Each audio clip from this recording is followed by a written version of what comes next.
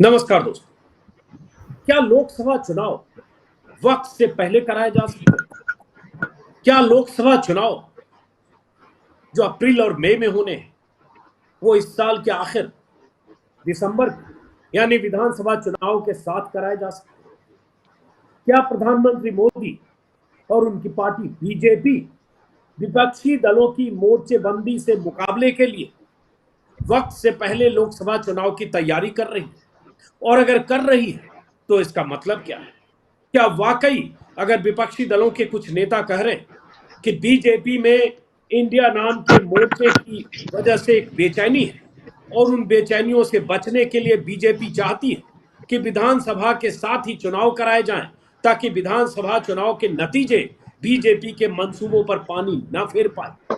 क्या यह सही है? क्या यह कयास है या क्या सिर्फ बयानबाजी है? क्योंकि अभी 2 दिन पहले पश्चिम बंगाल की मुख्यमंत्री ममता बनर्जी ने कहा कि बीजेपी दिसंबर में ही इस साल के आखिर में ही चुनाव करा सकती है। साथ में यह भी दावा किया कि बीजेपी ने चुनाव प्रचार के लिए सभी हेलीकॉप्टर पहले से बुक कर लिए हैं ताकि विपक्षी दलों को, विरोधी दलों को चुनाव प्रचार के लिए संसाधन न मिले। उसके बाद 24 घंटे के भीतर बिहार के मुख्यमंत्री नीतीश कुमार का बयान आया। नालंदा में कार्यक्रम में उन्होंने कहा, जब उनसे पूछा गया कि क्या चुनाव लोकसभा चुनाव को लेकर सवाल पूछा गया तो उन्होंने कहा चुनावों का समय पर होना कोई जरूरी थोड़ी है, कभी भी हो सकते हैं। और उन्होंने ये भी कहा ये तो मैं लगातार कर रहा हूं। और बीते कई महीनों से कुछ कुछ छिटपुट ऐसी बयानबाजियां हो रही हैं। तो इसी को समझने की कोशिश करेंगे ऐसे वक्त पर जब इंडिया नाम के उस मोर्चे की बैठक मुंबई में होनी है। और वो बैठक बहुत अहम है, बहुत कुछ तय होना है। उस बैठक में कन्वीनर के बारे में तय होना है, आगे के एजेंडे के बारे में तय होना है, सीट शेयरिंग को लेकर कोई सहमति बनती है या नहीं वो तय होना है, अगले 4-5 महीने की रणनीति क्या होगी ये तय होना है। इसलिए 31 और 1 को मुंबई में बैठक बहुत अहम है। उस बैठक के पहले इस तरह के बयान और उसका मतलब क्या है, क्योंकि नीतीश कुमार ने यह भी कहा कि विपक्ष का एकजुट होना जरूरी है। इसीलिए बार बार मैं कह रहा हूं क्योंकि चुनाव पहले भी हो सकते हैं। तो इसी को समझने के लिए हमारे साथ 3 खास मेहमान हैं स्क्रीन पर। सभी को आप पहचानते होंगे। अशोक वानखेड़े साहब प्रखर वक्ता हैं, प्रवक्ता कहूंगा तो किसी पार्टी की तरह होंगे। प्रखर वक्ता हैं, पत्रकार हैं और लगातार हर चैनल पर आप इनको देखते हैं। यूट्यूब के चैनल पर भी अशोक अपना विश्लेषण पेश करते हैं। सुनील शुक्ला जी हैं, अमृत प्रभात अखबार से लेकर कई अखबारों से जुड़े रहे हैं, प्रयागराज से हमारे साथ जुड़े हैं। आप उन्हें भी देखते होंगे कई यूट्यूब चैनल पर और मुख्यधारा के चैनल पर भी विश्लेषक के तौर पर। और उमाकांत लखेड़ा हैं, 3 दशकों का उनका भी पत्रकारिता का अनुभव है। शुरू करते हैं हम अशोक आपसे ही कि ममता बनर्जी का ये बयान और नीतीश कुमार का ये बयान, ताजा संदर्भ तो एक तरह से बातचीत के लिए जिसको कहते हैं टेक ऑफ पॉइंट यही है कि इन दोनों का बयान, दो मुख्यमंत्रियों का, कि चुनाव पहले हो सकते हैं इस साल के आखिर तक, क्या माना जाए ऐसे ही बयानबाजी है या कोई इसकी कोई आशंका और संभावना भी है जिसकी वजह से विपक्ष के बड़े नेताओं की तरफ से ऐसे बयान आए? अजीत जी, मैं आशंका से ज्यादा इसको संभावना कहता हूं, क्योंकि भारतीय जनता पार्टी जो सत्ता में है केंद्र में और कई राज्यों में, वो 2024 के पहले के ये जो 5 राज्यों के चुनाव हैं, इसे एक सेमीफाइनल की तरह देख रहे हैं। गुजरात चुनाव जीतने के बाद हिमाचल की हार, दिल्ली की हार, कर्नाटक की बड़ी हार और उसके बाद तेलंगाना, मिजोरम, छत्तीसगढ़, मध्य प्रदेश और राजस्थान, इन राज्यों में यदि पार्टी बुरी तरह से हारती है 5 राज्यों में, तो फिर एक परसेप्शन बनेगा जो बीजेपी के लिए बहुत घातक होगा। इसीलिए बीजेपी प्रयास कर रही है कि इन 5 राज्यों के चुनाव के साथ यदि लोकसभा हो जाए तो एक तो जो विपक्ष है वो डबल फोकस पे रहेगा और कहीं ना कहीं इन 5 राज्यों की जो रिपोर्ट्स आ रही है, जो इंटरनल रिपोर्ट्स उनकी है, ये जो पब्लिक स्टेटमेंट देते हैं कि अगली बार 150 पार 200 पार, वो तो बात कंजम्पशन के लिए होती है, अपने कार्यकर्ताओं को उत्साह बढ़ाने के लिए। लेकिन अंदरूनी जो खबरें हैं, जो अलग अलग जो आप हम जो लोग सब लगातार घूम रहे हैं, हमें जो मिल रही है उसमें केसीआर रिपीट करेंगे वहां पे। छत्तीसगढ़ में बीजेपी नहीं के बराबर है। मिजोरम में कुकीज और मैतई का मामला, मिजोरम वहां बीजेपी बैकफुट पे है। मध्य प्रदेश में बीजेपी की स्थिति कर्नाटक जैसी नहीं हो जाए, ये वहां बीजेपी के नेता बोल रहे हैं। और राजस्थान में जिस हिसाब से बीजेपी में कांग्रेस से भी ज्यादा घमासान मचा हुआ है, जो लगातार रोज खबरें आ रही है, इससे बीजेपी भी वहां पे बैकफुट पे दिखाई देती है। तो बीजेपी के लिए इन 5 राज्यों में खबरें कुछ ज्यादा अच्छी नहीं है। ऐसे में ये 5 राज्य और 8 राज्यों में लगातार हार के बाद फिर जो लोग हैं, जो फेंस सीटर होते हैं, वो भी कहते हैं कि नहीं, सही में लोग तो कुछ सोच रहे होंगे। और ये जो परसेप्शन है कि पिछली बार हमने विधानसभा हारने के बाद क्लीन लोकसभा की थी, वो कभी-कभी होता है। पिछली बार पुलवामा का तड़का लगा था, एयर स्ट्राइक था, और कांग्रेस बहुत पूरी तरह से, विपक्ष पूरी तरह से बिखरा हुआ था। खासकर विपक्ष में कांग्रेस के 3 राज्यों में, जो छत्तीसगढ़, राजस्थान और मध्य प्रदेश की बात करें, तो वहाँ कांग्रेस का नेतृत्व भी दिल्ली में बटा हुआ था, एक नेतृत्व का संकट था। इस बार स्थिति सारी विपरीत है। इस बार पुलवामा भी हो गया तो भी लोगों का विश्वास नहीं होगा, क्योंकि मलिक साहब के स्टेटमेंट के बाद पुलवामा करवाया गया ऐसा लोगों को लगता है, या होने दिया गया ऐसा लोगों का समझ है। तो कुल मिलाकर अब बीजेपी के लिए ये बहुत करो या मरो वाली स्थिति में है। ऐसे में यदि ये हो जाए तो कोई बड़ी आश्चर्य की आशंका इसलिए है। दूसरी बात, जो कुछ ब्यूरोक्रेटिक सर्कल में जो अपने सोर्सेस है, उन्होंने ये बताया कि बहुत सारे जॉइंट सेक्रेटरी से या सेक्रेटरी से मेरी बात हुई, उन्होंने कहा कि सरकार का प्रेशर है कि अगस्त एंड तक सारा पैसा खर्चा कर दो, जितना है पैसा बांटो, इसको अभी रोक के मत रखो। इसका मतलब क्या दिसंबर तक हम ये सोचे कि आम चुनाव और इन 5 राज्यों के चुनाव साथ में होंगे? क्योंकि इलेक्शन कमीशन कैसा है ये आप सब जानते हैं, किस तरह से बिहेव करता है। और शरद पवार भी लगातार अपने कैडर को बोल रहे हैं, महाविकास आघाड़ी में शिवसेना भी बोल रही है, कांग्रेस तो पहले से बोल रही है कि चुनाव पहले भी हो सकते हैं, अपने को तैयारी से लगना पड़ेगा, हम एकदम इस स्थिति में नहीं पहुंच सकते। स्टैलिन ने भी स्टेटमेंट दिया कि हम लोकसभा के लिए तैयार है। केसीआर भी कहा कि विधानसभा के साथ साथ हम लोकसभा में भी तैयार है। तो ये लगातार लोगों के जो फीलिंग है, ये मुझे लगता है कि कहीं ना कहीं ये अंदेशा है, और कि हो सकता है कि लोकसभा के चुनाव, इन 5 राज्यों के विधानसभा से चुनाव होंगे, तो ये दिसंबर में यदि हो जाए तो ये आश्चर्य नहीं होगा, ऐसा मुझे भी लगता है। चलिए एक एक करके सबसे शामिल करते हैं सबको बातचीत में, उसके बाद हम विस्तार से बात करें। सुनील जी आपके पास आ रहा हूं, लगता है दोपहर में थोड़ी आप झपकी भी ले रहे हैं, तो सुनील जी,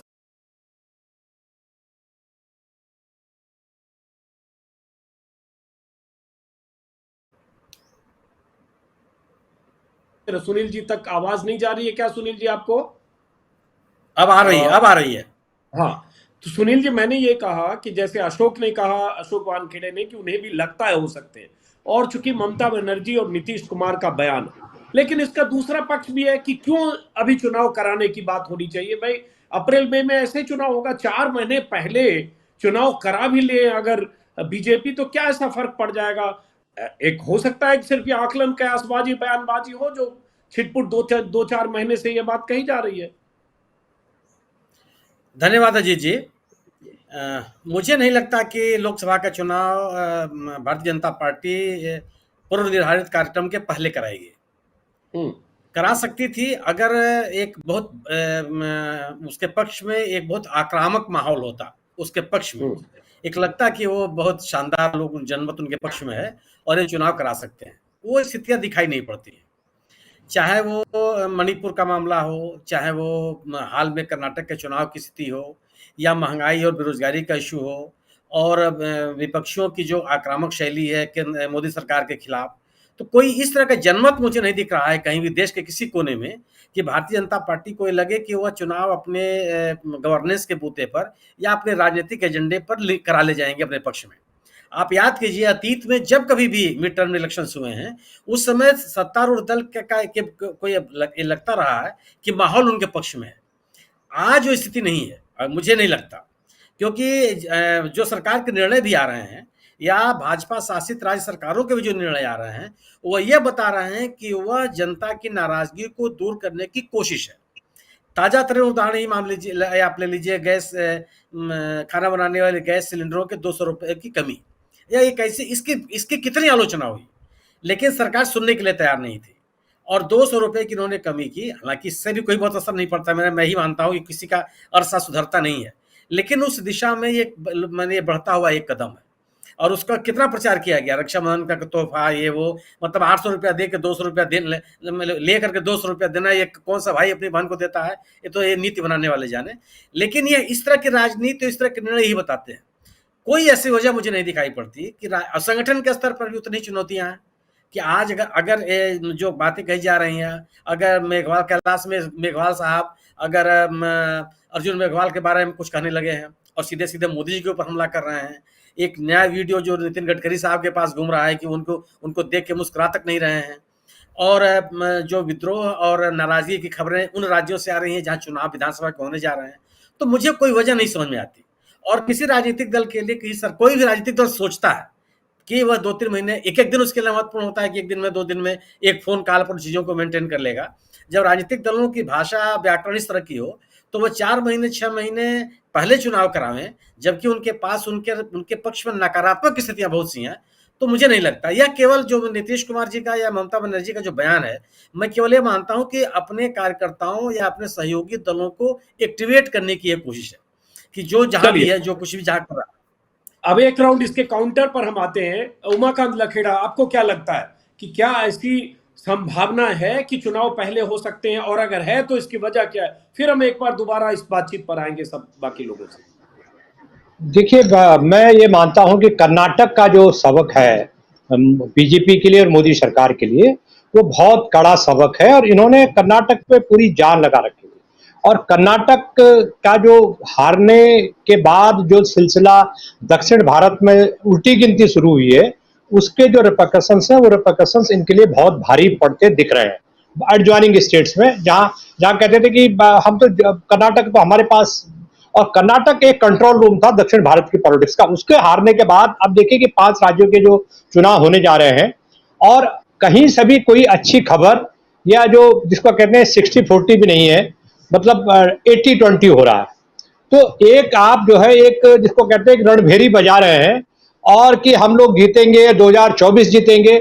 लेकिन सवाल यह है कि जो सर्वे आए हैं और जो निष्पक्ष सर्वे भी हैं, और इनके लोगों के बीच की भी चर्चा है कि उसमें मध्य प्रदेश, राजस्थान, छत्तीसगढ़ में राजस्थान में टक्कर थी, लेकिन अब वहां भी बीजेपी कांग्रेस ने काफी मेकओवर कर लिया है। तो सवाल यह है कि जब आप जैसे होता है ना कि पुराने जमाने में राजा महाराजों की जो सेनाएं होती थी, जब वो युद्ध हार करके लौटती थी, तो रास्ते में उनको और भी जो गांव पड़ते थे, वो गांव वाले लूटते थे।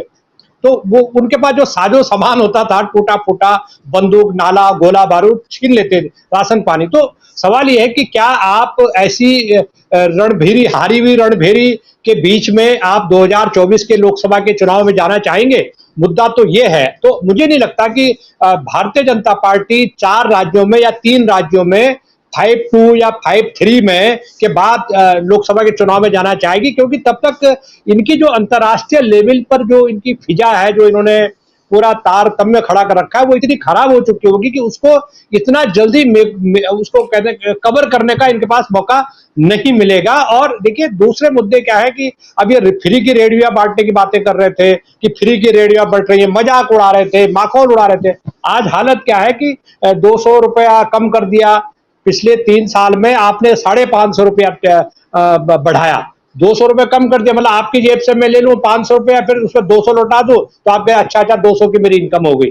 तो ये जो चीजें, ये जो चूहा बिल्ली का जो खेल है, ये खेल ज्यादा दिन तक नहीं चलता, क्योंकि मुझे ऐसा लग रहा है कि जितनी तिकड़में हैं, जितनी इनके पास तिकड़म थी, सारी तिकड़मों का ये लोग इस्तेमाल कर चुके हैं, और तर्कस में तीर अब कम होते जा रहे हैं। तो मुझे ऐसा लग रहा है कि ये, और दूसरा सबसे बड़ा जो मुद्दा है वो है कि इंडिया जो अलायंस है, इंडिया अलायंस अभी पूरी तरह इकट्ठा नहीं हुआ है, अभी वहां खिचपिच चल रही है। तो खिचपिच के बीच में ही अगर आप लोकसभा का चुनाव का ऐलान कर दें, और जो सीटों का एडजस्टमेंट, निश्चित रूप से पंजाब में सीटों का एडजस्टमेंट कितना कठिन होगा, आम आदमी पार्टी और बीजेपी उसके कांग्रेस के बीच में, दिल्ली में कितनी मुश्किलें होंगी, और राज्यों में कितनी मुश्किलें होंगी। तो ये जो चीजें मिलकर के आएंगी, तो उनको लगेगा कि ये आधी नींद में, जब विपक्षी खेमा अपनी अंतर विरोधों से जूझ रहा है या आधी नींद में, तब तक आप जो डंका बजा दो, ताकि उससे कोई आपको ऐसा चुनावी फायदा हो जाए अचानक, कि जिससे आप जो है, जो इनका जो नंबर गेम है 272 का नंबर गेम है भाजपा का, कम से कम आप उसको तो टच कर लें। क्योंकि भाजपा के सामने सबसे बड़ा मुश्किल यह है कि वो 2000 अगर इसको आंकड़े को 230 के आंकड़े को अगर वो पार नहीं कर पाती है, तो उसका सरकार बनाने का जो पूरा फॉर्मूला है वो फेल होने जा रहा है। 230 आ कहां से रहा अशोक? माफ करें उमाकांत, उसके बाद अशोक जी के पास जा रहा हूं। भाई 272 चाहिए, 303 है, तो आप 220 230 किस आधार पर अभी कह रहे हो? मैं इसलिए कह रहा हूं कि उत्तर प्रदेश जैसा राज्य है, आपको शुक्ला जी भी बताएंगे कि उत्तर प्रदेश में अगर बहन मायावती, समाजवादी पार्टी, कांग्रेस और एक ग्रांड अलायंस राष्ट्रीय लोकदल का मिलकर के बनता है। बीच में रोक रहा हूं। जी आज जी की खबर की जी अपडेट कर दूं कि मायावती का आज का ही बयान है कि हम अकेले चुनाव लड़ रहे हैं। इंडिया गठबंधन के मोर्चे पर तमाम तरह के आरोप लगाते हुए साफ स्पष्ट तौर पर कह दिया कि हम अकेले चुनाव लड़ रहे हैं। तो यूपी में किसी तरह के बिल्कुल अखिलेश आ जाएंगे, मायावती भी साथ होंगे, कांग्रेस, इसको रूल आउट मायावती साफ शब्दों में दो टूक कई बार कह चुके और आज ताजा है। तो इसलिए वो बात तो देखिए, मध्य प्रदेश आप ये देखिए, मध्य प्रदेश में जहां बहुजन समाज पार्टी के कई एमएलए थे, मुझे लगता है कि 10-15 एमएलए से ज्यादा थे मध्य प्रदेश में, वहां कांग्रेस के साथ उनका गठजोड़ होने की संभावना है। तो ये चीजें क्या दर्शा रही है। और दूसरी बात है कि मायावती का हमेशा ये फॉर्मूला रहा है कि अकेले चलेंगे, अकेले चलेंगे। मैं तो 20-25 साल से जब पार्टी बनी है तब से, लेकिन हुआ क्या कि जब देखिए मेरी भी बात हुई है कुछ लोगों से, उन्हीं के लोगों से बात हुई, उनका कहना है कि देखिए अभी बहुत टाइम है और ये जो बहुजन समाज पार्टी के नेता हैं ये नीतीश कुमार से मिल रहे हैं। जब आप किसी से मुलाकातें कर रहे हैं तो आप समझो कि कुछ ना कुछ पकड़ा है और वक्त का इंतजार हो रहा है। तो और दूसरी बात है कि राज्यों में सीटें कम होंगी और राज्यों में सीटें कम होगी। कम अगर 70 सीटें भी कम होगी भाजपा की, तो भाजपा कोशिश भी नहीं करेगी सरकार बनाएगा 2024 में, ऐसा मैं मानता हूं। चलिए, अभी बहुत देर है। मैं बीच में सिर्फ अशोक वानखेड़े आपके पास आने से पहले सिर्फ अपडेट कर दूं कि मायावती की तरफ से ट्वीट किया गया कुछ देर पहले, 3 घंटे पहले, जिसमें साफ मायावती ने कहा है कि इंडिया गठबंधन अधिकतर गरीब विरोधी, जातिवादी, सांप्रदायिक, धन्ना सेठ समर्थक, पूंजीवादी नीतियों वाली पार्टियां हैं जिसके विरोध में बीएसपी अनवरत संघर्षरत है। इसलिए इनके साथ गठबंधन करके चुनाव लड़ने का सवाल ही पैदा नहीं होता। अतः मीडिया से अपील, नो फेक न्यूज प्लीज। और साफ कहा कि हम अकेले चुनाव लड़ेंगे, ये कह दिया। खैर, अब वापस लौटते हैं अशोक, जैसे आपने कहा कि आपको लगता है कि चुनाव पहले हो सकता है, लोकसभा चुनाव की बात करें, माफ करें, ममता बनर्जी और नीतीश कुमार के बयान के संदर्भ की में जो कहा, लेकिन कोई ऐसा अभी आधार कहां दिखता है जिसके आधार पर यह तय हो जाए? अब कहां है? देखिए, सितंबर शुरू हो रहा है, अगस्त बीत गया, तो अब नवंबर दिसंबर में चुनाव, मतलब 4 महीने, सितंबर, अक्टूबर, नवंबर, दिसंबर। तो अभी ऐसी बीजेपी की बेचैनी की वजह क्या होगी कि अप्रैल मई का चुनाव वो नवंबर दिसंबर में कर ले? ये भी हो सकता है कि जो सुनील जी ने कहा कि ये लोग अपने गठबंधन को, अपने कार्यकर्ताओं को मोबिलाइज करने के लिए इस तरह का बयान दे रहे हैं। नहीं, उसमें एक कारण है, मैं बता रहा हूं। सुनील जी ने बहुत सही कहा कि कोई भी राजनीतिक दल प्रीपोन तब करता है जब उसको लगता है कि अब जन समर्थन उसके साथ है। अब जन समर्थन साथ है, इसका भी कंपैरेटिव स्टडी है। वर्तमान में कम से कम इन 5 राज्यों के चुनाव की नतीजे आने के पहले जो जन समर्थन है, उससे भी ज्यादा बुरी स्थिति यदि आगे मार्च में हो जाती है, तो फिर उस कंपैरिजन में आज की स्थिति अच्छी है तो क्यों नहीं करे। एक लाइन ऑफ थिंकिंग बीजेपी में ये चल रही है। इन 5 राज्यों के चुनाव में यदि हम 0 पे हाथ आते हैं या सिर्फ एक ही राज्य गड़बड़ कर पाते हैं, तो ऐसे में हमारी स्थिति और भी बुरी होगी।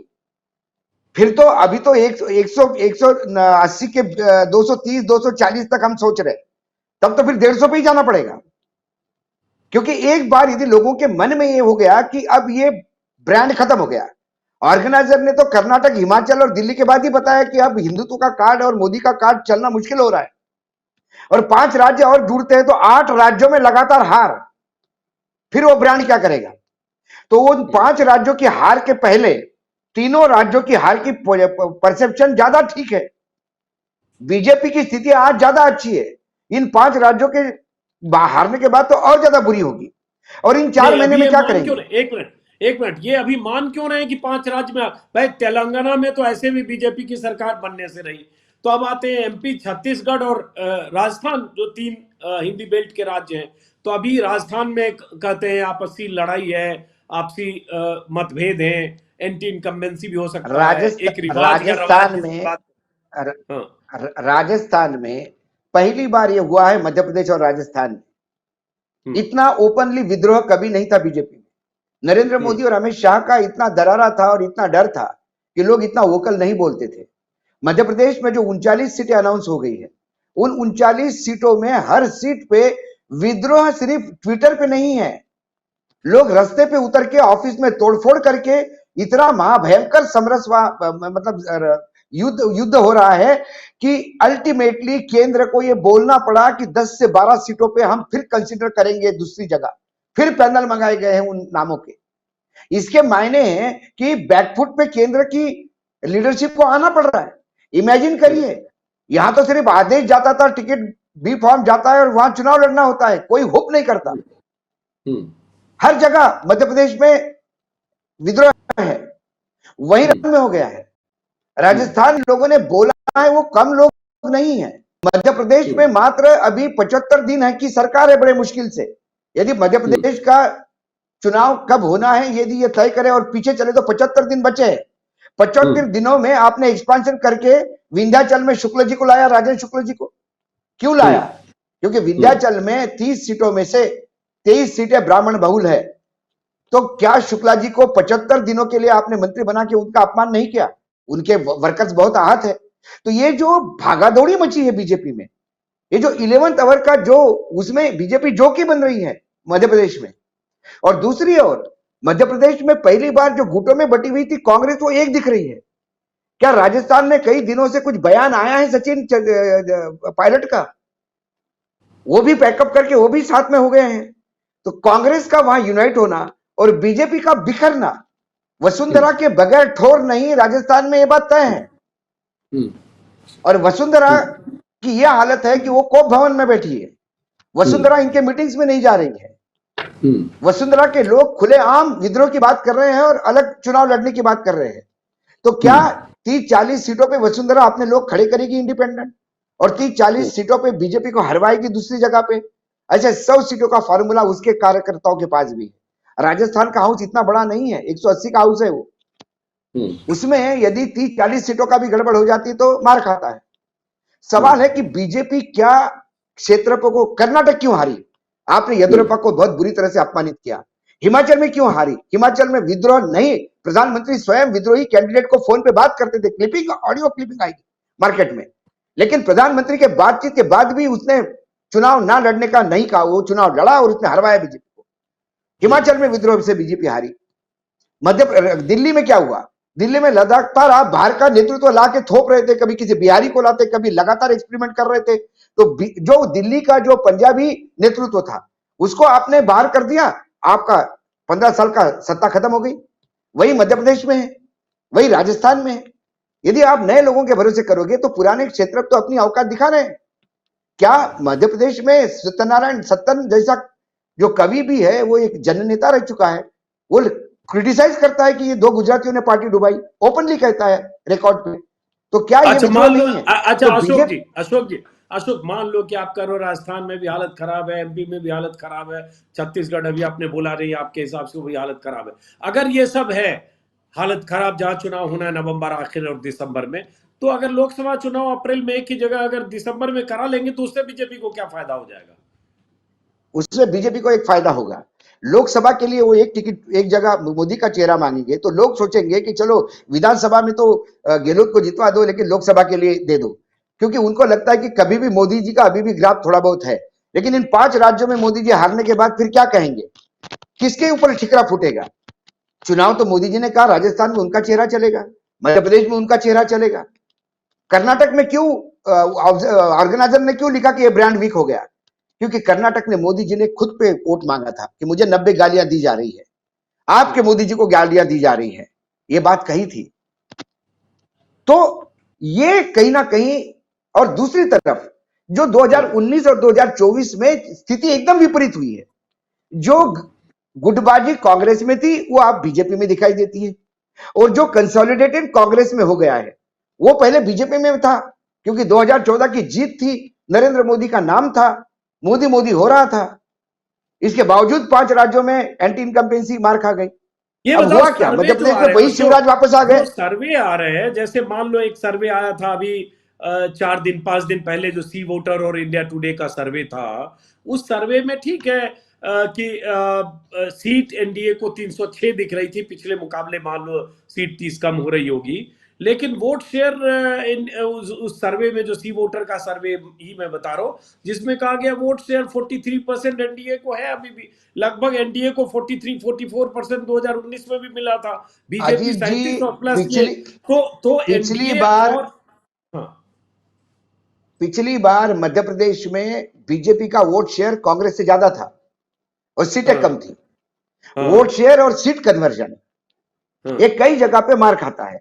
जहां सीट आपकी 2 लाख से जीतती है और कहीं आपकी सीटें 30-30 हजार से जीतती है या 30 हजार से हारती है, तो वो 2 लाख की जीत वाली आपका वोट शेयर तो बढ़ा देता है, लेकिन फिर आपका वोट सीट कन्वर्जन नहीं है। सीट कन्वर्जन कैसा है? जिस मेघवाल ने बात की है वो मेवाड़ का अनक्राउंड किंग है। मेवाड़ में वो सबसे ज्यादा सीट मेवाड़ में है। मेवाड़ की 30 सीटों पे वो अकेला खेलता है। बहुत पुराना नेता है। उसने कहा कि मेरी उम्र 80 प्लस हो गई लेकिन मैं चुनाव लड़ूंगा, मेरा रोक के दिखाएंगे। उन्हें कहा मैंने अर्जुन मेघवाल को चोर बताया, मैं प्रूफ देता हूं उनको, तो ले एक्शन। क्या कर लोगे आप? चलिए जरा इसको सुनील जी एक बार आपके पास तो मैं ये बिल्कुल सुनील जी के इस वक्तव्य को बिल्कुल मैं साथ देता हूं कि पार्टी जब अपनी स्थिति ठीक होती है तो प्रीपोन कर लेती है, लेकिन एक भी फॉर्मूला ये होता है कि जब पार्टी अपने आने वाला समय बहुत बुरा देखती है तो उससे पहले इसी में कुछ करने का एक प्रयास करती है। लेकिन इतना बुरा है क्या? सवाल यही है कि इतना बुरा है क्या? जो सर्वे आ रहे हैं, मान लो सीट कुछ कम हो सकती है। सर्वे की बात छोड़िए, सर्वे की बात छोड़िए। किस सर्वे ने 60 बताई थी सीटें कर्नाटक में? हम लगातार बोल रहे थे कि कर्नाटक में बहुत सीटें, क्योंकि मैं कर्नाटक घूम के आया था। आप कुछ सीटों पे टेस्ट कर सकते हैं। बागलकोट सीट पे मैं गया था। बागलकोट सीट पे हिंदुत्व के नाम पे कुत्ते को भी खड़ा कर दो तो जीत जाता है। जब वहां कह रहे थे कि बीजेपी का जीतना मुश्किल है, तभी लग रहा था कि बीजेपी का सुपड़ा साफ होगा और 60 पे सीटें आ गई थी। किसने कहा था 60 सीटें आएगी? लेकिन जब लोग मन बना लेते हैं, कर्नाटक में भी अशोक जी बीजेपी का वोट शेयर 36% रह गया, वोट शेयर नहीं कम हो गया। क्योंकि जेडीएस डेसिमेट हो गया। जेडीएस का वोट कांग्रेस को जोड़कर कांग्रेस की सरकार बनवा दी, बीजेपी का वोट नहीं कम हुआ कर्नाटक में। नहीं, बीजेपी का वोट कम नहीं हुआ। लेकिन फिर मैं वही कहूं, वोट परसेंटेज में यही मार खाता आदमी कि बीजेपी को जो सीटें जीती है वो हो सकता है 3-3 लाख के डिस्टेंस से जीती हो, लेकिन जो हारी है वो यदि 4-4 हजार से हारी है तो फिर वोट शेयर कहां काम करेगा? क्या बीजेपी सिर्फ ओल्ड एक सेकंड क्या बीजेपी सिर्फ ओल्ड मैसूर में हारी है? फॉर योर इंफॉर्मेशन, बीजेपी ने ओल्ड मैसूर में, यानी जहां जेडीयू का है, वहां बीजेपी ने भी अच्छा प्रदर्शन किया पिछली बार से। लेकिन आप मुंबई कर्नाटक का देखिए, बीजेपी का सुपड़ा साफ हो गया। आप ऊपर का कर्नाटक देखिए, साफ हो गया। आप ये लिंगायत देखिए, लिंगायतों में साफ हो गया, जो लिंगायत गढ़ था इनका। तो ये ऑलराउंड यदि आप मैच देखे जाएंगे तो कांग्रेस ने सब दूर अच्छा प्रदर्शन किया। हाँ, वोट पर मार्जिन में कांग्रेस की सीटें जो जीती वो कम मार्जिन से जीती होगी, कहीं 5,000, कहीं 10,000, और जो हारी है वो 1-1, 1.5, 2-2 लाख से हारी है। इस वजह से वोट परसेंटेज, इसीलिए मैं बोल रहा हूं कि पिछली बार मध्य प्रदेश में वोट परसेंट 1% ज्यादा था, 41 पॉइंट कुछ परसेंट था, और कांग्रेस 40% थी, लेकिन कांग्रेस ने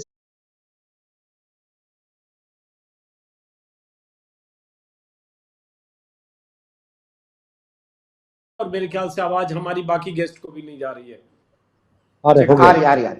हाँ चलिए, हाँ सॉरी। अब जरा एक बार सुनील जी को शामिल करता हूँ। सुनील जी, जो अशोक वानखेड़े का तर्क है, या उमाकांत जी आपके पास आऊंगा, उमाकांत का तर्क है, उनके हिसाब से तो लगता है कि हाँ बीजेपी की स्थिति, जो चुनाव है 5 राज्य, हालांकि तेलंगाना को मैं अलग मानता हूं, लेकिन इन 3 राज्यों को देखें, छत्तीसगढ़, एमपी और राजस्थान, वहां बीजेपी की स्थिति खराब हो सकती है। राजस्थान में, छत्तीसगढ़ में कांग्रेस फिर से आ सकती है। हालांकि राजस्थान को लेकर सवाल है अपनी जगह।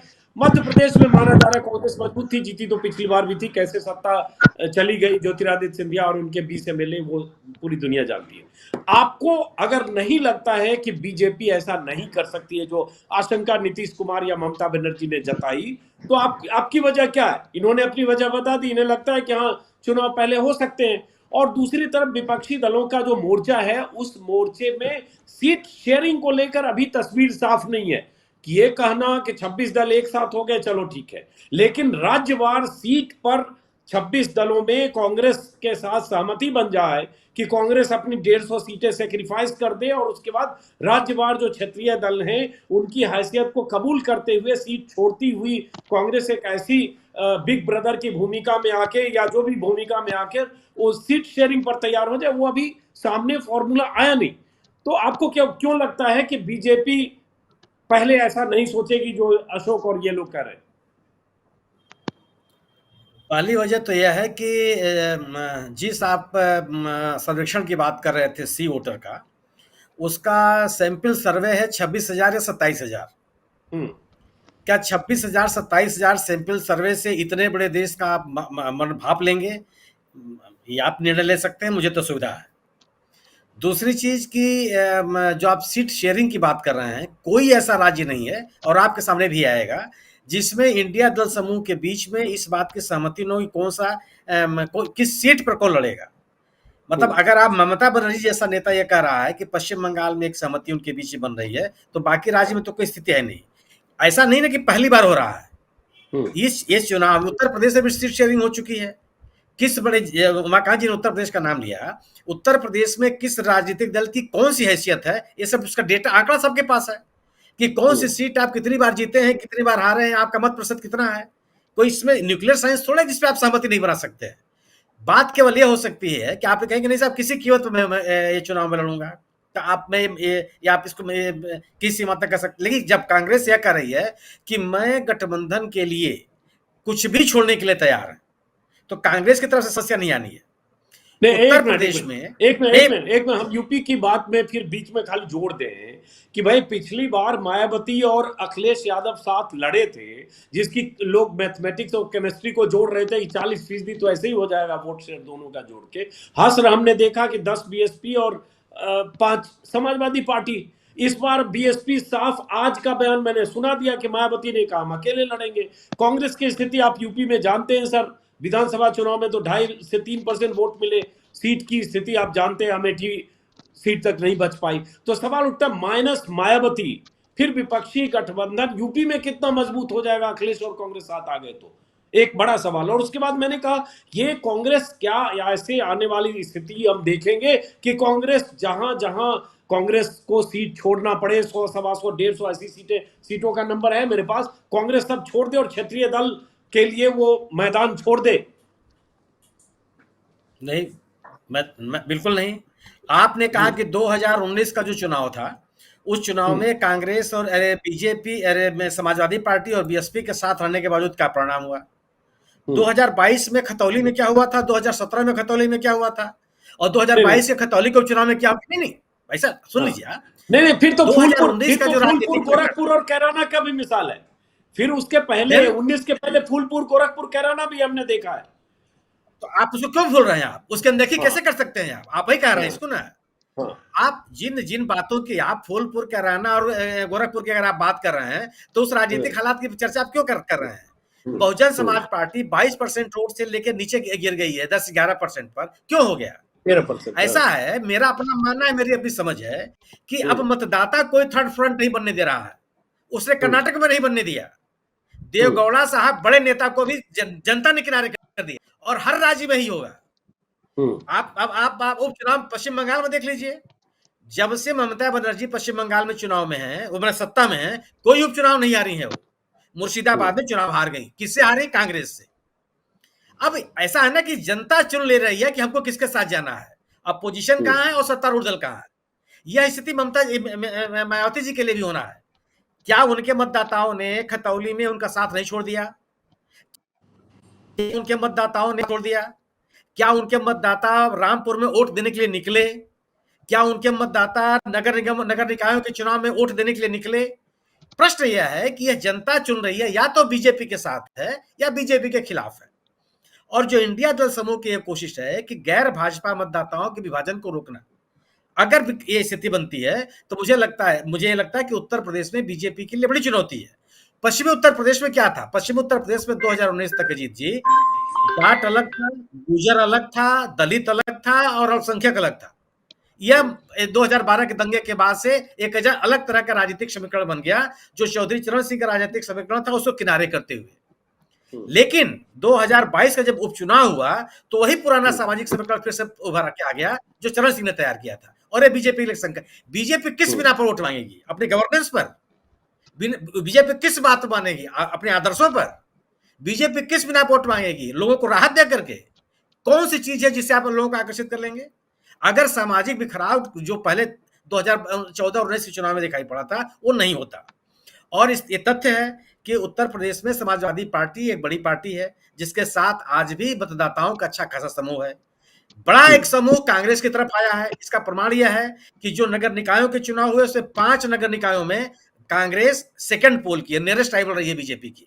17 के 17 नगर निगम बीजेपी ने जीते हैं, लेकिन नियरेस्ट राइवल रही कांग्रेस। वह कांग्रेस जिसका कोई नेता नहीं है, कोई झंडा नहीं है, कोई दफ्तर नहीं है, कोई पोस्टर लगाने वाला नहीं है, कोई पंपलेट बांटने वाला नहीं है, वह सेकेंड पोल कर गई। और 4 नगर निगमों में वह थर्ड पोल की। आखिर वोटर किसका है और कहां था और कैसे चला आया? क्या इसका राजनीतिक उद्देश्य आप नहीं मानते? दूसरी चीज यह है कि भारतीय जनता पार्टी के पास संगठनात्मक कमजोरियां हर राज्य में है। और यह कमजोरियां आप स्थिति है कि उत्तर प्रदेश में योगी जी को अगर किसी राज्य में स्थानीय नेतृत्व नहीं है, और योगी जी का भी जो असर मैं मानता हूं गोरखपुर में है, वह असर गाजियाबाद में नहीं है। लेकिन उत्तर प्रदेश के नेता हैं, इसमें कोई बहस नहीं है, और चुनाव जिताने हराने की ताकत उनके पास है। लेकिन इस तरह का नेता मध्य प्रदेश में नहीं है। जितने नेता उतनी भाजपा।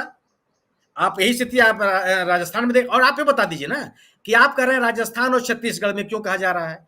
मुझे आप बता दीजिए कि पिछले 5 साल में छत्तीसगढ़ में या राजस्थान में भारतीय जनता पार्टी ने सरकार के खिलाफ कौन सा राजनीतिक लड़ाई लड़ी है?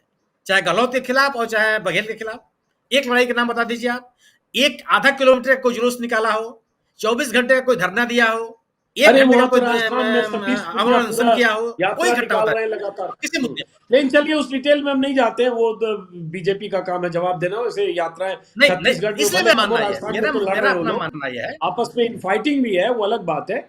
लार्जली हम ये समझना चाह रहे थे कि अगर ममता बनर्जी या नीतीश कुमार या विपक्ष के नेताओं को लगता है तो इतने बड़े डर की वजह क्या है? इतना बड़ा डर क्या प्रीपोन कर दे चुनाव? एक तरह से मोदी को माना जाता है बहुत ही विश्वगुरु टाइप की इमेज के साथ कि बीजेपी के सबसे बड़े चेहरा हैं, पोस्टर बॉय हैं, इतनी बड़ी तादाद में 22 करोड़ वोटर बीजेपी के साथ है, उनमें इतना डर क्यों हो जाएगा? मैं उसको समझने की कोशिश कर रहा हूं आप लोगों के नजरिए से। हाँ, डर की केवल मुझे नहीं लगता मैं अभी भी अपने मत पे कायम हूं कि प्री पोल इलेक्शन नहीं होगा। ये अंतिम समय तक प्रयास करेंगे अपनी कमजोरियों को दूर करने का, लोगों की नाराजगी दूर करने का, जो दूर होती। ये देखिए, राजनीतिक लोगों की सामाजिक नाराजगी एक दिन में खत्म नहीं होती है, व्यक्तिगत नाराजगी 1 घंटे में खत्म हो जाती है। लेकिन अगर आप व्यवस्था से असंतुष्ट होने लगते हैं तो असंतुष्ट होने की एक प्रक्रिया होती, और वह प्रक्रिया अचानक बीच में नहीं रुकती, क्योंकि इतना बड़ा कोई क्रांतिकारी कदम नहीं उठा लेता। और यह सरकार के प्रति बल का एक अविश्वास बढ़ने का क्रम लगातार जारी है।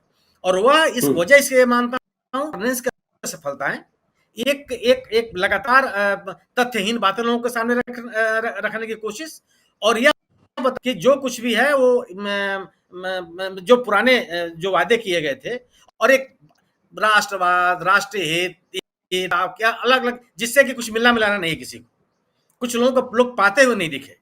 और जो उनके रोज दिन प्रतिदिन की जो समस्याएं हैं वो दिन प्रतिदिन और गंभीर होती चली गई, और उस पर बात करने के लिए कोई तैयार नहीं है। मुझे नहीं लगता कि यह संतोष इतनी जल्दी दूर होगा। उमाकांत लखेड़ा, हालांकि मैं इससे असहमत हूं। निजी राय मेरी कुछ भी हो, चाहे हिंदुत्व का मुद्दा हो, चाहे हिंदू राष्ट्र का मुद्दा हो, चाहे राम जन्मभूमि का मुद्दा हो, चाहे मंदिर का मुद्दा हो, चाहे 370 का मुद्दा हो, ये सारे मुद्दे ही तो बीजेपी ने कोर इशू बना रखे हैं। चाहे नूह में मुद्दा कुछ शोभा यात्रा का मुद्दा बना दे, चाहे नमाज का मुद्दा हो, ऐसे बहुत सारे मुद्दे बीजेपी ने इसको इनकैश किया। लेकिन सामने एक एग्जाम्पल है केरला, जहां बजरंग बली, हिजाब और बुर्का और जो भी चीजें चलाने की हलाल झटका कुछ भी नहीं चला, वो भी सामने एक मिसाल है। जो माफ करें, कर्नाटक के नतीजे। लेकिन अब सवाल यही उठता है कि जो आपने कहा, आपकी जो थ्योरी है कि लगता है कि चुनाव पहले हो जाएगा क्योंकि आपको लगता है कि इन राज्यों के नतीजे बीजेपी के लिए मुफीद नहीं होंगे। अब सवाल वही उठता है कि अगर बीजेपी के उस नतीजे के संदर्भ में आप देखें तो इसके पहले 2018-19 में यही तो हुआ था कि राज्यों में बीजेपी हार गई, लेकिन लोकसभा चुनाव में स्ट्राइक रेट बीजेपी का ऐसा हुआ कि राजस्थान में 25 में से 24 सीटें जीत गई, और अगर मध्य प्रदेश में बात करें तो 29 में से 28 सीटें जीत गई। तो स्थितियां तो बदल गई लोकसभा में। छत्तीसगढ़ में वैसे ही हो गया 11 में 9। देखिए जो राजनीतिक परिस्थितियां हर चुनाव में, चाहे 2004 का चुनाव भी हमने देखा, 2009 का भी देखा, 14 का भी देखा, 19 का देखा, अब हम 24 के दरवाजे पर खड़े हैं। मैं एक बहुत साफ सी बात ये मानता हूं कि इन सारे चुनाव में, पिछले मोदी के नेतृत्व में जो भी चुनाव हुए, उन चुनाव की सबसे बड़ी विशेषता थी कि देश के जनमानस में ये बात थी कि देश को एक स्टेबल गवर्नमेंट, एक स्थिर सरकार हो और एक उस सरकार का एक नेता हो। उस नेता के तौर पर मोदी में लोगों ने एक ऐसी पिक्चर देखी जिससे ये लगता था कि मोदी जो है सब पर भारी है। और कांग्रेस पार्टी जो लगातार सांगठनिक तौर पर भी कमजोर हो रही थी और दूसरे स्तर पर भी कमजोर हो रही थी, संगठन का तो बुरा हाल है ही उनके, लेकिन ये था कि कोई और जो विपक्षी पार्टियों की जो खेमेबंदी है, कांग्रेस पार्टी और सहयोगी पार्टी जो आज इंडिया गठबंधन में है, उनके बीच में मोर्चेबंदी, खेमेबंदी इतनी ज्यादा है कि वो एक वैकल्पिक सरकार केंद्र में मोदी को के समक्ष खड़े होने की स्थिति में नहीं है। जो आज हम 2024 के गेट पर खड़े हैं, तो आज 2024 के गेट में दो चीजें बहुत स्पष्ट है कि देश में जनमानस, वो भारत में पिछले चुनाव में आपने कितने वीडियो देखे होंगे, वो कहते हैं मैं तो भाजपा आरएसएस का कार्यकर्ता हूं, भाजपा को 4 बार वोट दे दिया, इस बार नहीं दूंगा। ये वीडियोज आपको 2019 में, 2014 में नहीं दिखाई पड़े होंगे। तो एक तो ये बात है। दूसरा, पूरा जो देश है इस समय, वो देश 2 ध्रुवीय राजनीतिक गठबंधन की ओर बढ़ रहा है, इंडिया गठबंधन और एनडीए भाजपा गठबंधन। तो इसमें क्या है कि जो व्याकुलता है, चाहे वो असदुद्दीन ओवैसी हो, चाहे वो केसीआर हो, या जो बाकी छिटपिट पार्टी जो इनके साथ रही, वो बड़ी बेचैन है। वो कह रहे हमें ले लो, ये ले लो। ये इसमें बहन मायावती की पार्टी भी है, उनके नेता वो अपने लोगों को, आप क्या सोच रहे हैं कि अगर मायावती की पार्टी के नेता, मायावती आज बयान दे रही हैं और उनकी पार्टी के नेता नीतीश कुमार से 3 दिन पहले दिल्ली में गुलदस्ता लेके मिल रहे हैं और उनसे अच्छी अच्छी बातें हो रही हैं, तो क्या वो ये बताने के लिए हो रही है कि नहीं नहीं हमारा आपसे कोई गठबंधन नहीं हो रहा है? एक दरवाजे ओपन मायावती हमेशा खोल के रखना चाहती हैं, ताकि जब मौसम आएगा। मेरी बातचीत हुई बीएसपी के लोगों से, उन्होंने कहा साहब सारे पत्ते एक साथ थोड़ी खोल देंगे, अभी तो 8 महीने 7 महीने हैं, इतना यमुना में और गंगा में इतना पानी बहने वाला, कहाँ चक्कर पड़ रहा हो, कभी आओ चाय पियेंगे। तो ये जो चीजें हो रही है, चहलकदमी हो रही है, इसको बारीकी से देखना पड़ेगा। मैं ये स्पष्ट तौर पर मानता हूं कि भारतीय जनता पार्टी को इंडिया गठबंधन ने बहुत बड़ी चुनौती आज की तारीख में दे दी है। और 2024 में 2004 का जो भारतीय जनता पार्टी की जो फील गुड फैक्टर था, मैं तो आडवाणी जी के साथ यात्रा पर जाता था और आडवाणी जी ने जहाज में भी हमको फील गुड फैक्टर का फॉर्मूला बताया था, और उसके बाद चोपड़ा साहब हो गया। ऐसे सौम्य लोकप्रिय प्रधानमंत्री जिनको कोई उम्मीद ही नहीं थी दूर दूर तक कि भारतीय जनता पार्टी हार जाए। मैं कांग्रेस दफ्तर में जाता था मोती मिलने के लिए लोगों से, वो कहते थे साहब हम तो हार ही रहे, हमारे तो सरकार बनने की, हमें तो चंदा ही नहीं मिलने वाला हमको। तो वो सिचुएशन राजनीति में इतना बड़ा चमत्कार होने जा रहा है। मैं अभी भी बड़ा आश्वानित हूं, इतना चमत्कार होने जा रहा है कि देश में एक बहुत बड़ा घटनाक्रम होगा 2024 में। और एक जनता जो है पूर्व से लेकर के पश्चिम तक, उसका जो मैंडेट होगा क्षेत्रीय पार्टियों का, वो या तो आप भारतीय जनता पार्टी के खिलाफ देंगे वोट या उसके समर्थन में देंगे। तो जब भाजपा के समर्थन और खिलाफ में जब वोट पड़ेगा, तो ये राष्ट्रीय, ये पहला बार 77 के बाद ये पहली बार हो रहा है। हम तो छोटे छोटे थे उस समय, लेकिन 77 में इंदिरा गांधी की सरकार के खिलाफ इतनी नफरत थी, इतनी घृणा थी कि उसके कोई मुकाबला नहीं था। लोग पत्थर को भी लोगों ने सूखे। मैं सहमत हूं कि कोई 77 जैसी स्थिति है। 77 नहीं होने जा रहा। लेकिन जब लहर आएगी, मैं कह रहा हूं कि लहर आएगी। आप एक फॉर्मूला बनाएंगे, न्यूनतम साझा कार्यक्रम बनाएंगे और लोगों को विश्वास दिलाएंगे कि हम लोग बीजेपी का तो राजनीति में क्या होता है, राजनीति में एक बड़ी बुराई को, राजनीति एक बुराई है, निश्चित रूप से बुराई है, लेकिन जब वोट डालने जाते हैं आप और हम वोट डालने जाते हैं तो हम कहते हैं अरे छोटी बुराई बड़ी बुराई, जिसमें कम बुराई है उसको वोट डाल दो। यही तो हम राजनीति में करते हैं, यही लोग हम सब करते हैं, पत्रकार भी यही करते हैं। तो मैं ये मानता हूं कि ये छोटी बुराई बड़ी बुराई, भारतीय जनता पार्टी के खाते में इतनी ज्यादा बुराइयां आ चुकी हैं, इतना ज्यादा अहंकार आ गया है, इतना ज्यादा दंभ आ जा चुका है, इतना असंवेदनहीनता आ चुकी है, सांप्रदायिकता का जो ज्वार है, समाज को बांटने का जो ज्वार है, इतना उसने सारी हदें पार कर दी हैं। एक राज्य चल रहा है 4 महीने से, आपके मुंह से शब्द नहीं निकल रहे हैं, पार्लियामेंट में आप बहस नहीं कराना चाहते हैं, डिस्कशन चर्चा नाम की कोई चीज नहीं है, आप बुलडोजर चला रहे हैं और आप दुनिया में कह रहे हैं कि बल्ले बल्ले हो रहा है भारत में। तो आप ये जो मैसेज देते हैं, पार्लियामेंट में डिस्कशन भी हो गया, अविश्वास प्रस्ताव भी हो गया। अशोक, क्लोजिंग आपसे कि अब तो 2 दिन बाद, मतलब 2 दिन क्या, कल ही परसों मुंबई में इंडिया मोर्चे की बैठक है। ये पिछले बार बेंगलुरु की बैठक में कहा गया था कि कोई कन्वीनर होगा, 11 सदस्यों की कमेटी होगी, कोई साझा कार्यक्रम होगा कि नहीं इसके बारे में जानकारी नहीं है। नीतीश कुमार कह रहे हैं कि मैं कन्वीनर नहीं मुझे बनना है, सब एकजुट हो जाए। फिर आ रहा है सोनिया गांधी हो सकती है, क्या हो सकता है नहीं। क्या आपको लगता है कि ये जो बैठक है मुंबई में, जो बैठक होनी है 31 और 1, ये कोई निर्णायक बैठक होगी और यहां से कोई दिशा, सीट शेयरिंग जिसको लेकर सबको लगता है कि सीट शेयरिंग का रास्ता क्या होगा, क्या फॉर्मूला होगा? क्या राज्यों में कांग्रेस अपनी दावेदारी छोड़कर क्षेत्रीय दल जहां मजबूत है वहां कांग्रेस कम से कम सीटें लेकर वो जमीन दे? ऐसी कोई स्थिति, परिदृश्य अगले 2 दिन बाद इंडिया मोर्चे की बैठक से वो रास्ता निकलेगा? मुझे लगता है कि बहुत सारे निर्णय तो नहीं होंगे, लेकिन कुछ निर्णय होंगे, कुछ एक एजेंडा तय होने की बात होगी। रही सीट शेयरिंग की बात, एक हम हवा क्यों बना रहे हैं कि सीट शेयरिंग में कांग्रेस को इतनी छोड़नी पड़ेगी? कांग्रेस जहां है वहां भाजपा के सामने आमने सामने, जहां कांग्रेस नहीं है वहां क्षेत्रीय दल है। यूपी में कांग्रेस मांग मांग के कितना मांगेगी? बिहार में कांग्रेस को नहीं कुछ सैक्रिफाइस करना है, बंगाल में कांग्रेस को नहीं कुछ सैक्रिफाइस करना है, कांग्रेस को सैक्रिफाइस दिल्ली पंजाब में करना है, आम आदमी पार्टी को एडजस्ट करना है। केसीआर को यदि साथ में लाना है तो उनको थोड़ा तेलंगाना में देना होगा। बाकी आंध्र प्रदेश में तो दोनों पॉलिटिकल पार्टी जो है अभी, जो सत्ता और जो अपोजिशन है मेन, वो दोनों बीजेपी के साथ टाइप होने के लिए प्रयासरत है। तमिलनाडु में ऑलरेडी कांग्रेस का टाइप है, केरल में कांग्रेस और लेफ्ट है, वहां बाकी ये गठबंधन के कोई ये नहीं है। लेफ्ट को ही देखना है, कांग्रेस के साथ दोस्ताना लड़ाई करनी है, कुछ कॉम्प्रोमाइज करके करना है। तो बहुत ज्यादा जो हम कहते हैं कि ये लड़ाई है, लड़ाई नहीं है। मध्य प्रदेश, छत्तीसगढ़, राजस्थान में कौन सी पॉलिटिकल पार्टी क्या मांगेगी? गुजरात में कौन सी पॉलिटिकल पार्टी क्या मांगेगी? थोड़ा बहुत आम आदमी पार्टी मांग लेगी, लेकिन आम आदमी पार्टी का पेट फंसा है पंजाब में मेन। उसके बाद आप देखिए बाकी जगह, उत्तराखंड में क्या मांगेगा कौन, हिमाचल में क्या मांगेगा कौन, महाराष्ट्र में ऑलरेडी तय है कौन क्या लेगा। तो ये इतना बड़ा संकट नहीं है सीट शेयरिंग का, 1-to-1 फार्मूला करने का। यदि कल बंगाल में, यदि ममता ने कहा कि मैं पूरी तरह से समर्थन देती हूं यूपी में क्या स्टेक है उसका?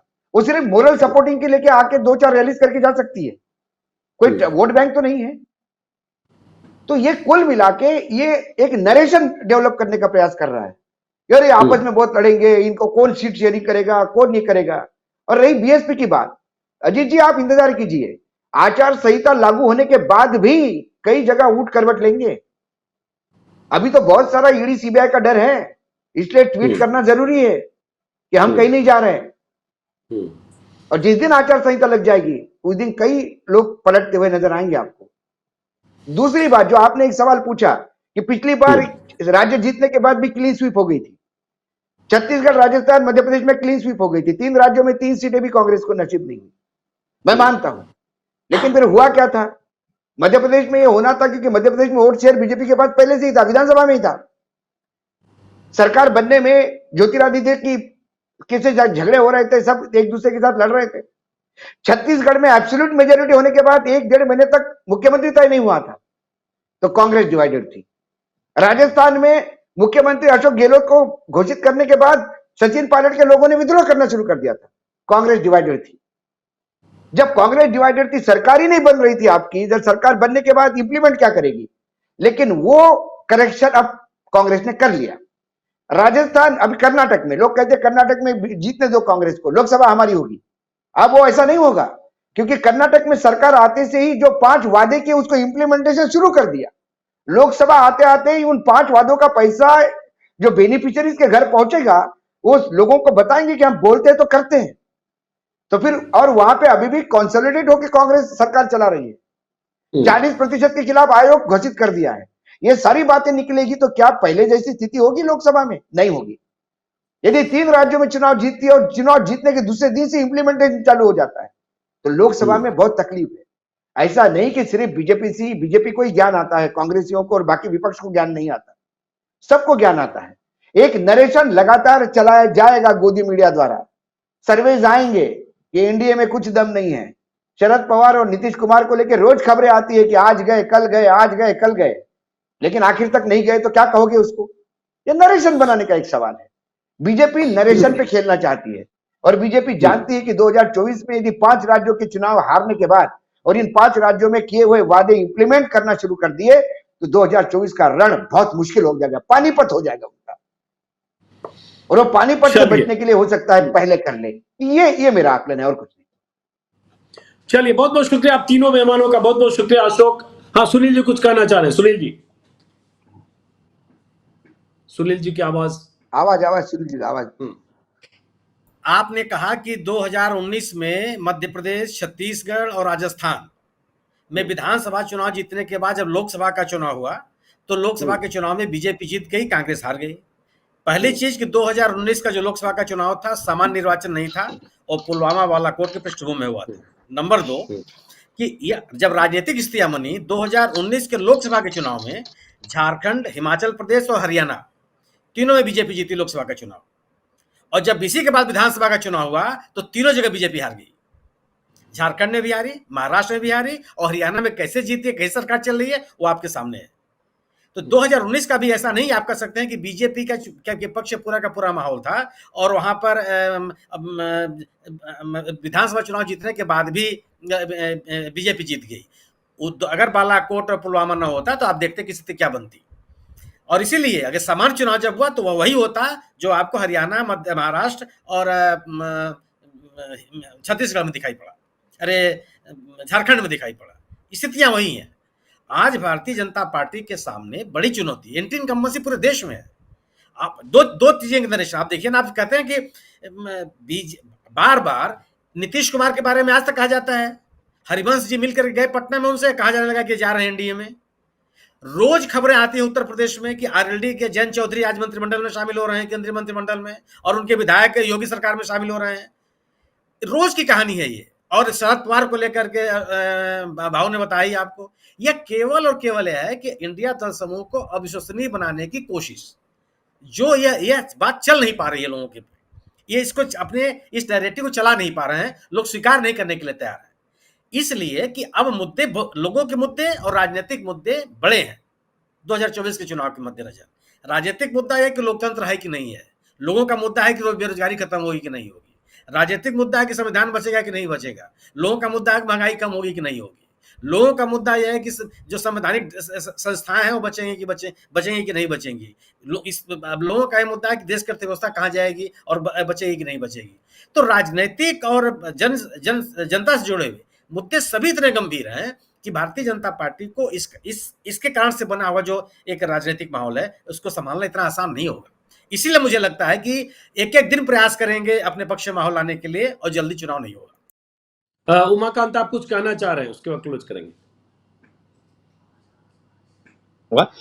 देखिए, राष्ट्रीय पार्टी भारतीय जनता पार्टी एक राष्ट्रीय पार्टी है, इसमें तो कोई बहस नहीं, बल्कि अंतर्राष्ट्रीय पार्टी होगी, सबसे बड़ी संख्या वाली पार्टी होगी।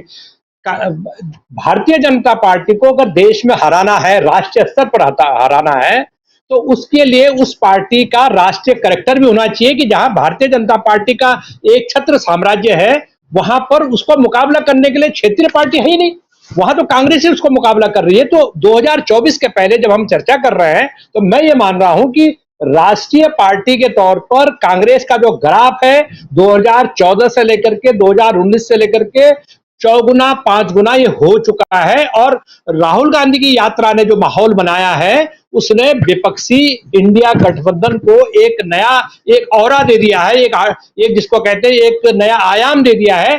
भारतीय जनता पार्टी की जो आर्थिक नीतियां हैं, विदेश नीतियां हैं, सीमा पर उसकी जो जुगलबंदी हो रही है, जो लिपापोती हो रही है सीमा की रक्षा को लेकर के, तमाम तरह की जो चीजें हैं कूटनीतिक मोर्चे पर कोई तेलंगाना की पार्टी थोड़ी भारत की कूटनीति और चीन के संबंधों को पर रिसर्च करती है, वो तो कांग्रेस ही रिसर्च करती है। तो लोगों के मन में ये बात गहराई से भर गई है कि भारतीय जनता पार्टी को मुकाबला करने के लिए राष्ट्रीय स्तर पर पार्टी होनी चाहिए। और आज की तारीख में तमाम बुराइयों के बाद भी कांग्रेस ही एक ऐसी पार्टी है जो भारतीय जनता पार्टी का कश्मीर से लेकर के कन्याकुमारी तक डट करके मुकाबला कर सकती है, और राहुल गांधी की यात्रा ने दिखा दिया। चलिए अब इसको क्लोज करते हैं। हालांकि कांग्रेस की 52 सीटें हैं लोकसभा में, 44 सीटें थी 2014 में। बहुत बड़ी चुनौती कांग्रेस के लिए भी होगी और उन पार्टियों के लिए भी जो 26 दलों का गठबंधन है। लेकिन चुनाव में अभी वक्त है, अगर तय समय पर हुए तो अप्रैल मई में चुनाव होगा, और जैसे कि संभावना है, आशंका है, अगर पहले हुए तो दिसंबर में, जो आशंका ममता बनर्जी या नीतीश कुमार जता रहे। देखना क्या होगा। इसमें खास बात कि इंडिया गठबंधन की मुंबई की बैठक में बहुत कुछ तय होना है। विपक्ष की राजनीति और रणनीति पर हमारी नजर होगी। लगातार हम मेहमानों से चर्चा करके आप तक भी पहुंचाने की कोशिश करते रहेंगे। आप सभी का बहुत बहुत शुक्रिया और दर्शकों का भी बहुत बहुत शुक्रिया। नमस्कार।